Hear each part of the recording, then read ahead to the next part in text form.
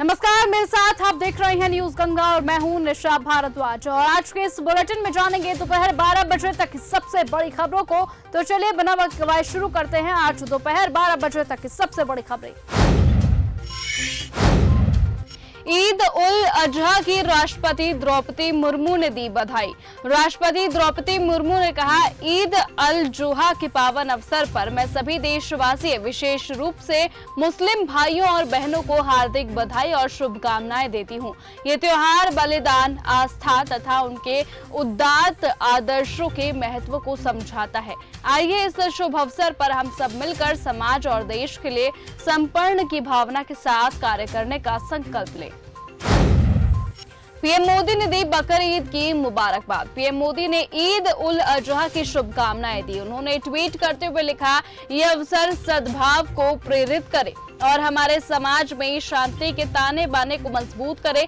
सभी के अच्छे स्वास्थ्य और समृद्धि की कामना करता हूँ। संभल में सड़कों पर नहीं अदा की गई नमाज। यूपी के संभल के सीईओ चंदौसी अनुज चौधरी ने कहा, दो ईदगाह है, एक चंदौसी में और दूसरी नरौली में, जहां नमाज अदा की गई है। दोनों जगहों पर नमाज चार दीवारी के अंदर ही अदा की गई। सड़क पर कोई नमाज अदा नहीं की गई। 6 गारंटियां कब लागू होंगी? बीजेपी विधायक अलतेली महेश्वर रेड्डी ने कहा, कैबिनेट में 6 घंटे की चर्चा के दौरान घोषणा पत्र में किए गए एक भी वादे पर चर्चा नहीं हुई है। बीजेपी ने मांग की है कि 6 गारंटियां कब लागू होंगी और उनके द्वारा किए गए 20 वादों को पूरा करने में उन्हें कितना समय लगेगा। ये सिर्फ एक डमी कैबिनेट है।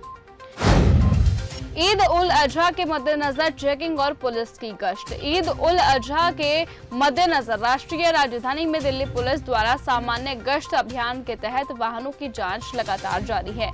एडीसीपी ऐश्वर्या सिंह ने बताया कि रात 9 बजे से 12 बजे तक गश्त चलाई गई है। होटल और गेस्ट हाउस की भी चेकिंग लगातार की जा रही है। यहाँ चेकिंग के लिए पिकेटिंग लगी हुई है और बाकी डिपार्टमेंट्स के साथ ट्रैफिक का टाई अप किया गया है। साथ ही वाहनों की भी चेकिंग लगातार जारी है, जिससे कि सब कुछ शांतिपूर्ण रहे। जामा मस्जिद में अदा की गई नमाज। बकरीद के मौके पर दिल्ली की जामा मस्जिद में हजारों की संख्या में लोग इकट्ठा हुए। यहाँ उन्होंने नमाज अदा की। इस नमाज में उन्होंने अमन और चैन की दुआ मांगी।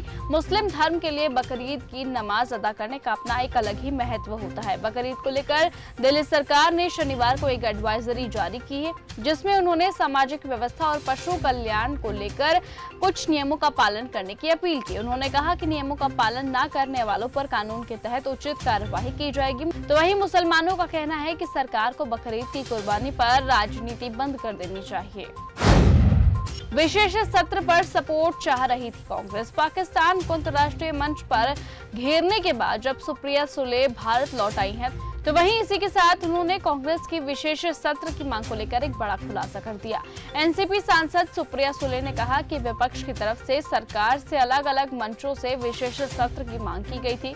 इस मांग पर सुले ने कहा कि पाकिस्तान के आतंकी हमले के बाद विशेष सत्र की मांग करना सही नहीं है। उन्होंने कहा, देश को एकजुटता का संदेश देना चाहिए। तेजस्वी यादव के काफिले में ट्रक ने मारी टक्कर। बिहार के नेता प्रतिपक्ष तेजस्वी यादव देर रात सड़क हादसे का शिकार होते होते बचे। तेजस्वी के काफिले में बेकाबू ट्रक ने जोरदार टक्कर मार दी। इस घटना में कई सुरक्षाकर्मी घायल हो गए, तो वहीं आनन फानन में सभी घायलों को सदर अस्पताल में भर्ती कराया गया। तेजस्वी यादव ने बताया कि घटना मात्र उनसे 5 फीट की दूरी पर हुई।